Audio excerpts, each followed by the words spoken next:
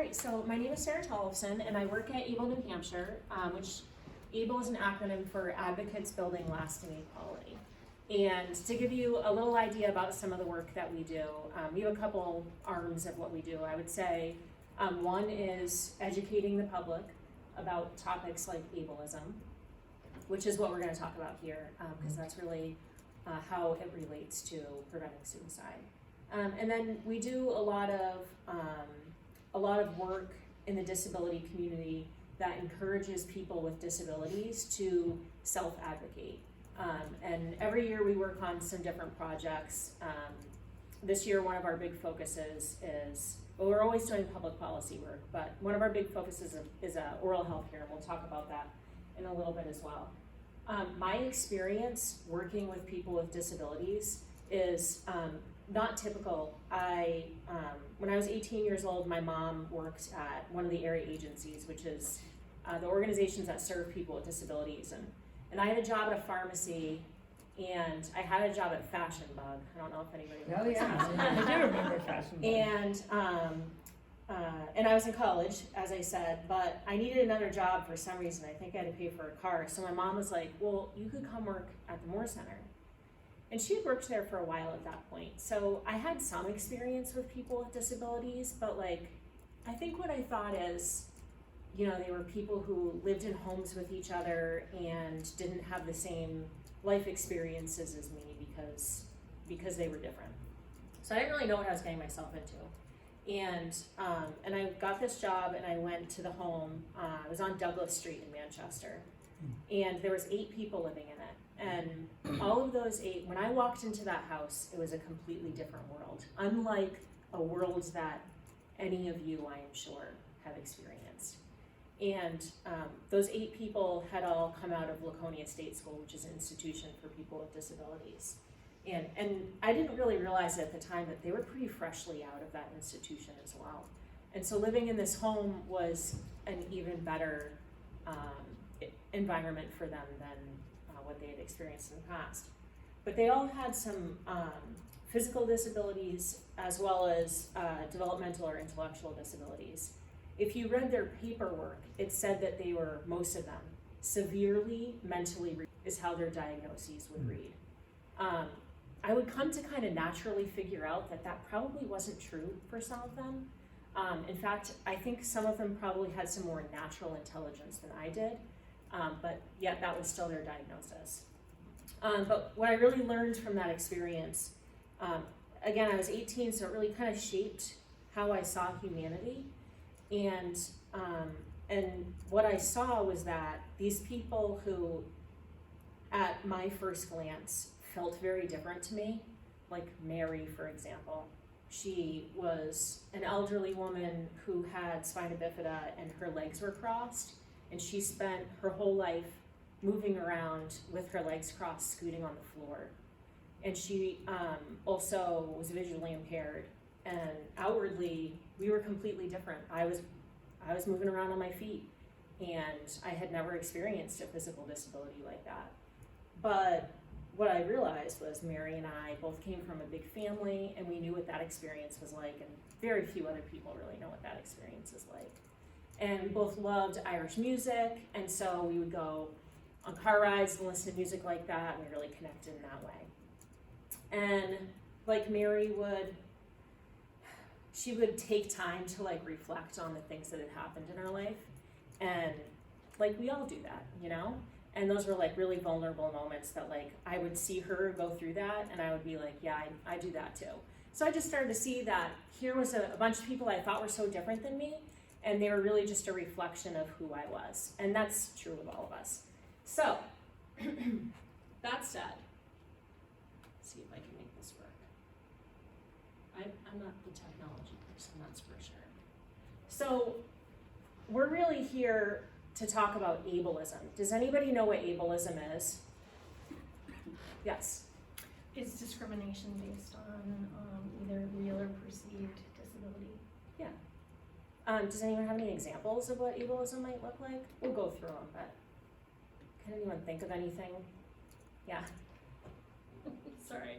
It infuriates me, that individuals with often any kind of communication disability or cerebral palsy, I noticed that like 80% of the general public automatically use that like toddler voice interacting with them. That's a great example. That's one of the people that I was talking about, that lived in that group home with somebody with cerebral palsy, and they had a diagnosis of, that's actually exactly who I was speaking about. They had a diagnosis of severely mental, and she was a person that like over years I started to be like, that's not even close to true.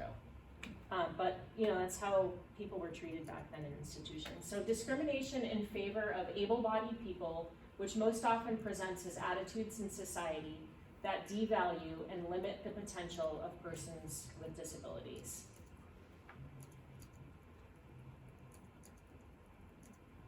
Can I share another example? Absolutely. Just because this one's probably more relatable to the people in the room. So my son, this is from years ago, I won't say what school district this was, but my son came home and was furious that he had been given a gotcha card, right? So his school implements PBIS or positive behavior interventions and supports, and so was like, you know, acknowledge students for, you know, doing the right thing, right? And so I said, oh, that's wonderful. What did you get the gotcha card for? And he said, because I was playing basketball with Aiden, and Aiden is a kid with a disability. And so one of the parents came up and gave me a gotcha card, and I was like, that is the most horrifying thing. And this is my like 6-year-old, 7-year-old, like talking to a 40-year-old paraprofessional who had no idea what he was talking about. Yeah, that's another really great example, and I'm just gonna skip to the next one because I want to show you this, because that happened to, you know, a kid.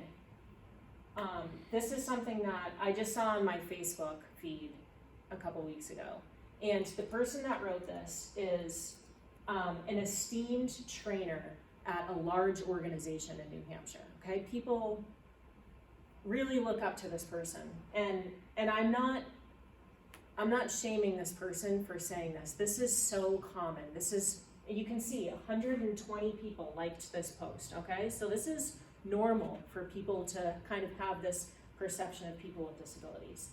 They said, I stopped by this grocery store to grab a couple things this afternoon. I was having a tough afternoon dealing with some vertigo. The cashier was nice, as they always are.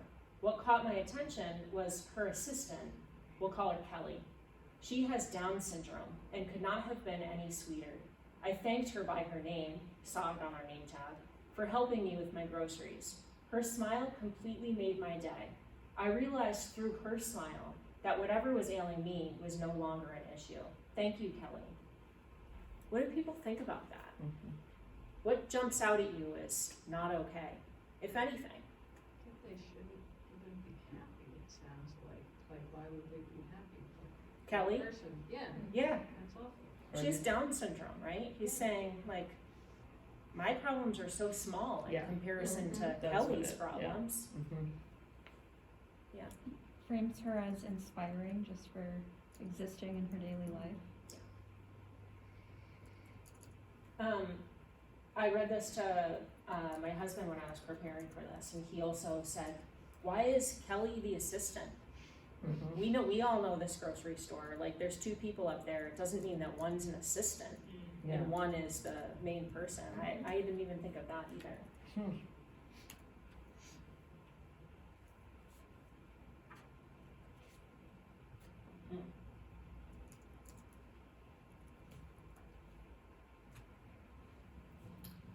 Alright, I see this, I've been seeing this on the internet a lot, and I think it's wonderful, right? Has anybody seen this?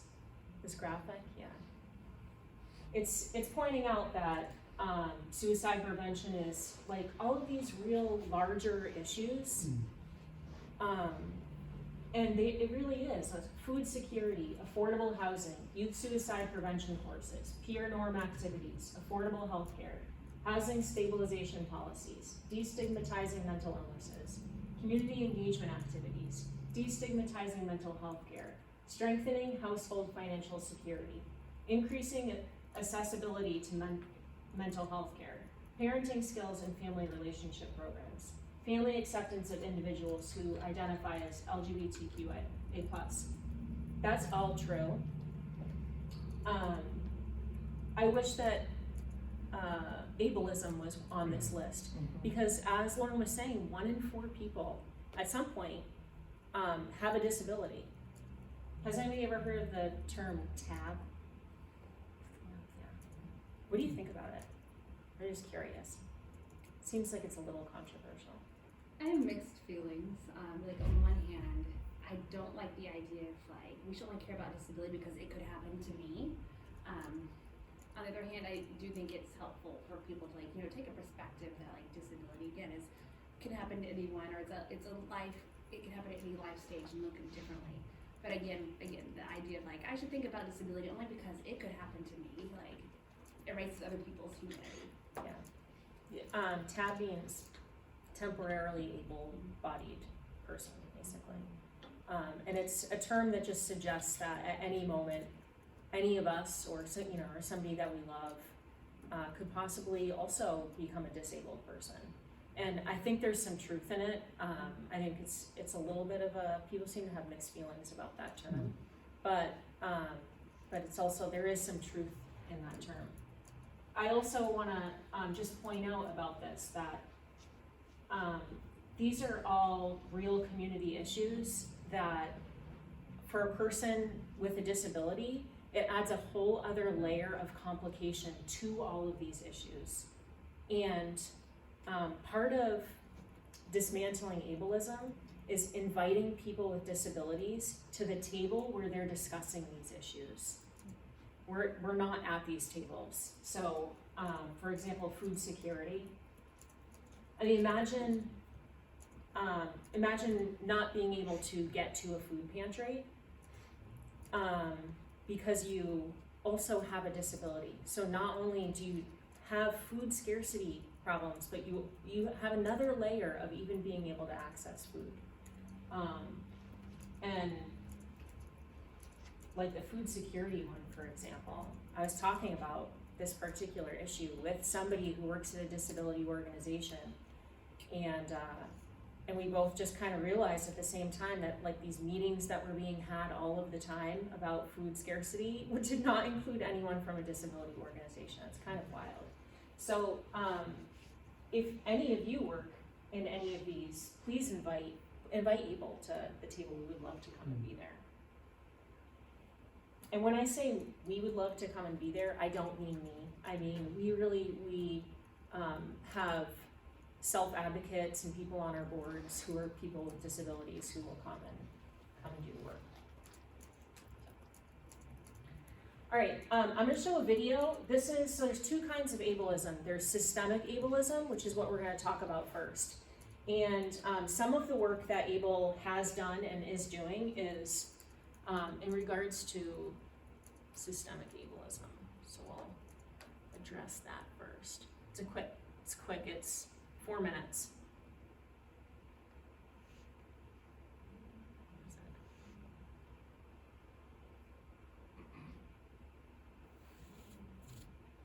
It's like the video's here. Oh, I can just press play, right?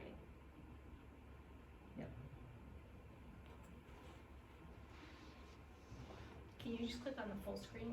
Yes. Could tell that she was emotionally torn up. All that like emotional work that we had done to be okay with the diagnosis was really, it was undone in 5 seconds. And all of a sudden it was like, this was the hardest news that we could have received. What was so important was for us to have space to react on our own as opposed to absorbing her reaction. The doctor comes in, he was like, where's your son? Where's Josh? I'm like, what do you mean? The nurse said you just wanted to talk to us. No, I need to see him. I think he has something called tuberous sclerosis. This was like my big project in school. It's the first time I've seen it. So exciting. Let's put you in Johnny's. Let's try this and test it out. I'm not a science project. I understand it's exciting that it's the first time you've seen it, but take a step back, put yourself in their shoes. Stop and think about what you're gonna say and who you're telling. And I was an infant doctors told my parents I'd likely never learn to talk, read, or ride a bicycle. They were told I'd be living in an institution someday. Well, it's not true. The biggest goal would be to eliminate the healthcare provider's cultural bias when delivering any kind of news to the patients. They shouldn't present it as negative. This is just news. It's not devastating news, and we should be able to support the patient through this journey and kind of walk them through it so that they're not alone and feeling like they have to make a life-altering decision in this very vulnerable state. When they see these abnormalities, one of the first questions a genetic counselor asks you is, how will you proceed with the results? Like, what are you thinking? Which I just think that's not a helpful question to ask a friend. I was just really surprised at the lack of resources that they had in the hospital. With the right kind of resources and supports and services, children and people with different abilities can really have a meaningful and wonderful life. I earned my diploma. I live on my own. I speak French, play piano, and have 9 college credits. I have the right to be a part of everyday living. This doctor, immediately from the moment that we entered the room, had a sense of comfortability, and he asked me to share my story. That was how the session began. It was empowering. He was so empathetic. He listened to what I had to say. He observed my child. He played with Ryan a little bit. He interacted with him. And he validated me for all the things that I was seeing and feeling. I felt very ready to take the next steps, to do anything that I could to support him. I felt like a fire was lit within me to then know with assuredness how to proceed. It was very positive. I walked out wondering, okay, what's gonna happen to my son? And you didn't even hardly look at him. You were so interested in looking and prodding at us. I felt violated that I wasn't communicated to about what the next step was. I don't feel like they did a great job at helping with that at all. I feel like that was more put on my shoulders. I think the first thing is for these healthcare providers to find themselves in places where they interact with individuals with different abilities. If you're actually seeking that out, it's going to be a lot easier for you to deliver that with neutrality. And our status quo currently is that people with different abilities aren't of as much worth as those with typical abilities. The healthcare providers need to know the worth of the individuals in order to help us shift the narrative. There are a lot of things that people with different abilities bring to the table. Everyone is unknowable amounts of human potential. Disability is a single thread in the weave of my worthwhile life.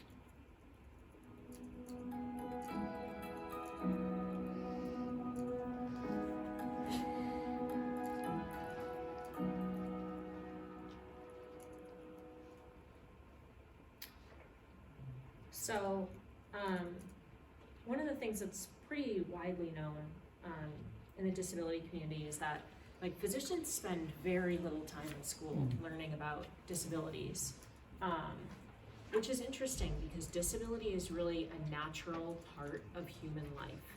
It's frequently occurring, but at the same time, there's only so much time for training. So ABLE created this rubric called the Disability Healthcare Champions Rubric, and I think is it on the app, Robin? It might be, or if it's not, it can be put up there. Yeah, we'll put it up on the app if it's not up there. I think Dan was gonna put it up, but basically, it addresses some of the things that are lacking in the healthcare industry in regards to people with disabilities. So it addresses what a standard should be for building access, standards for delivering news about diagnoses, understanding of disability from the provider, and then competency in regards to their interactions and getting information and resources. ABLE at this time is well, I don't know if this is, it's probably not. Until June of 2022, people who are on Medicaid, not just people with disabilities, but a lot of people with disabilities are on Medicaid, and especially within like the service system in New Hampshire for people with intellectual and developmental disabilities. And you could not get preventative dental care, which means that if you got a cavity and you were on Medicaid, your choices were either to live with that cavity and possibly risk infection, and as we know, oral health care is really related to other health outcomes, but or you could get your tooth pulled. Those are not good options. And can you imagine that just up until June of 2022, that is how people with disabilities were being treated? It's really astonishing. Fortunately, that changed, and a lot of work is being done now to get oral health care providers enrolled as providers who will service people who are on Medicaid, which is not something that they're used to. And also to get people who are on Medicaid who maybe have been living without preventative care for a really long time, used to kind of getting that into their healthcare protocol themselves. So at this time, there is a group of self-advocates at ABLE who are meeting on a monthly basis with themselves, dentists, other stakeholders in oral health in New Hampshire, and they're taking this rubric and they're changing it over specifically more to oral health care. So this is kind of the systemic work that ABLE does, other stuff too, but this is something that's been going on for years. We started with healthcare, and we're moving it over to oral healthcare now that that's available to people with disabilities. Is that rubric accessible somewhere? Yeah, Yes. we're just saying. Oh, you were just saying you're Yeah, gonna have that- it, sorry, to I think the- someone is putting it up, but we'll double check on that to make sure you Okay, can thanks. access it, yeah. If you provide any kind of services, if you provide therapy, any kind of therapy, it would be a wonderful thing for you to have and share with your colleagues. All right, this I think is kind of the most interesting part, because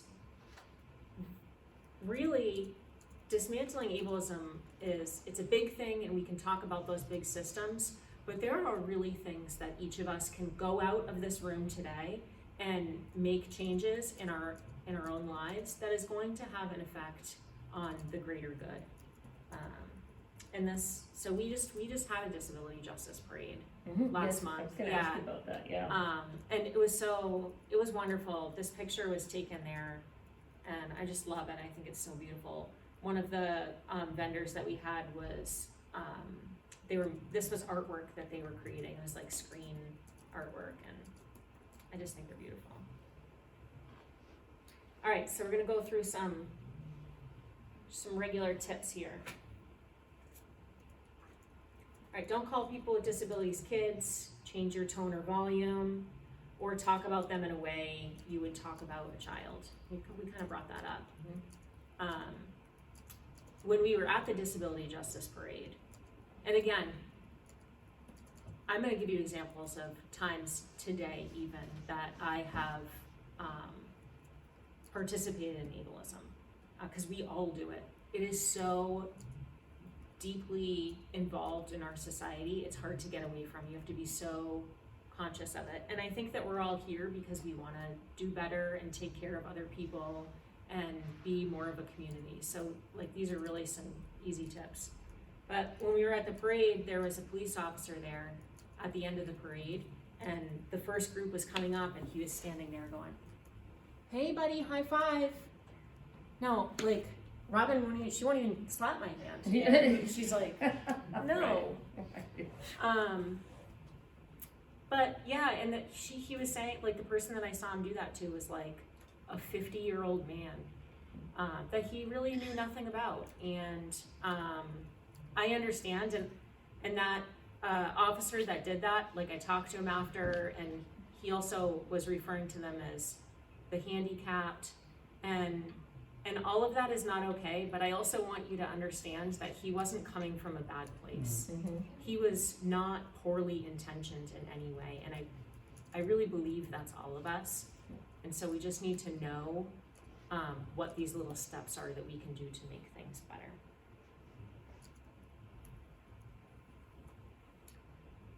Don't use people with disabilities as objects of inspiration. Another one that you brought up, and kind of what that man on my Facebook feed was doing about the woman, who was working at the grocery store. Yeah.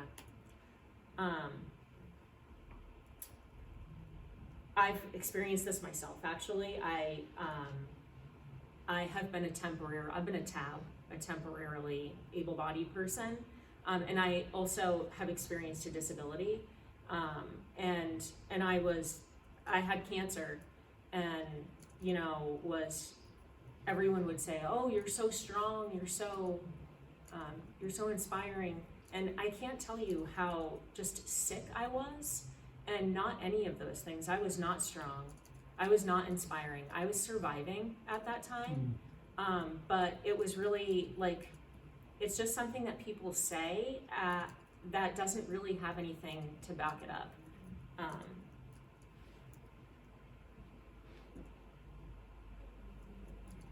Be thoughtful about your language. Refrain from words like special, dumb, blind, deaf, idiot, psycho, OCD, crazy.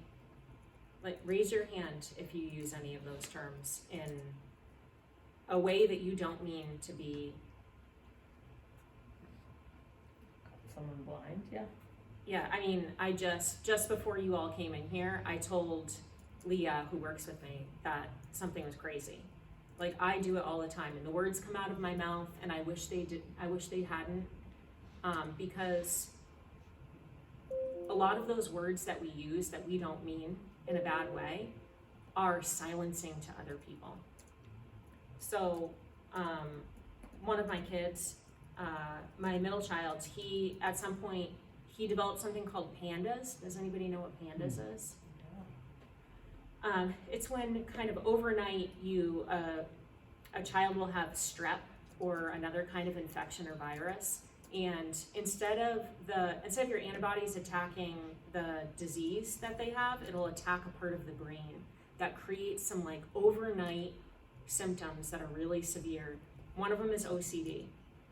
And after he had that, he's doing great, just so you know, but after he had that, I can't tell you how in tune I was with people saying that they had OCD, who didn't have OCD. And it is silencing. I would never, then you feel a sense of shame about the real OCD that somebody has. So it's really important to be careful about these words. And this, to me, is one of the easiest ways that we can all.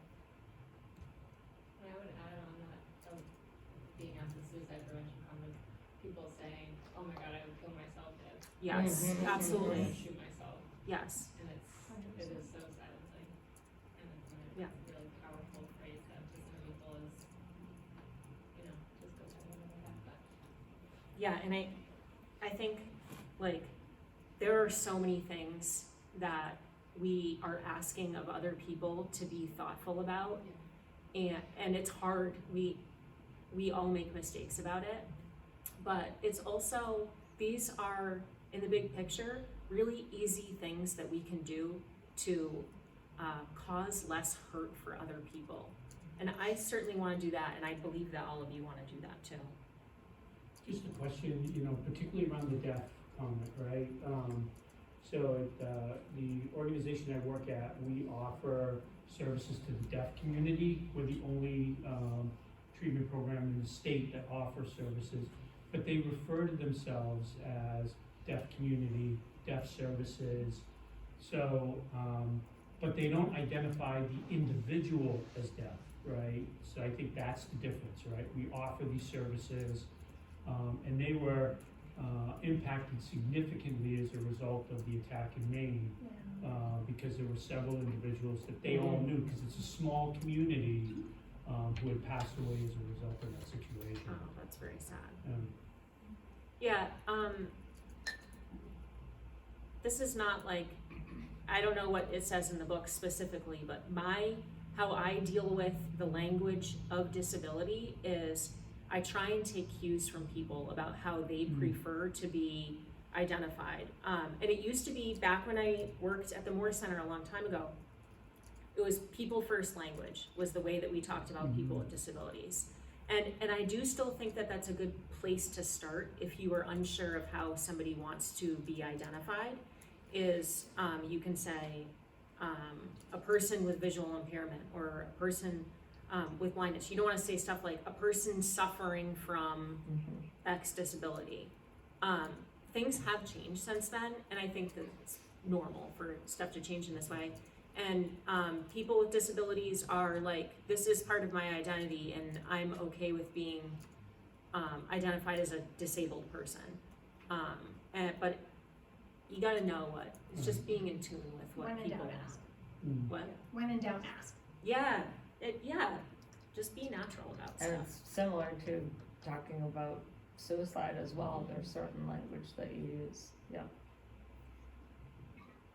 I want to go back to this one real quick, just to give an example of this woman who, her kids play sports with my kids, and her daughter is friends with a kid that has a disability. They're like best friends, and she does not have a disability. And this woman I've never once seen her pointed out.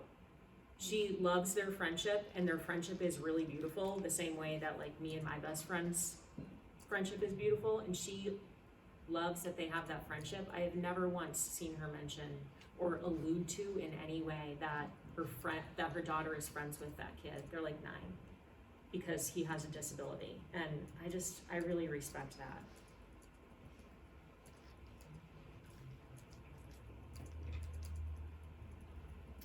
Be more accessible in everything you do. Don't assume people don't have a disability just because it's not visible. There are, again, 1 in 4 people have a disability. So there are people in this room who likely do. As I said, I am a person who has experienced disability, and in my break from working with people with disabilities, I went and worked on my own as an entrepreneur, and then I experienced this disability, cancer, and came back into the working world, and the disability community was like such a comforting place for me to wind up, because they are so caring and thoughtful about being accessible for people. So I hadn't even really completely processed that I was a person who had experienced a disability, and then I was getting all of this like care from people who didn't know. They didn't even know that I had just recently had cancer, and they would say things like, is there anything that we can do to make you more comfortable at this meeting, or whatever? And I really felt cared for. And that's just another thing that we can assume of other people, that they might need an accommodation, and we can certainly ask them if that's something that they need. And even if they say no, which I always do, I feel cared for, and I feel like we are part of a community.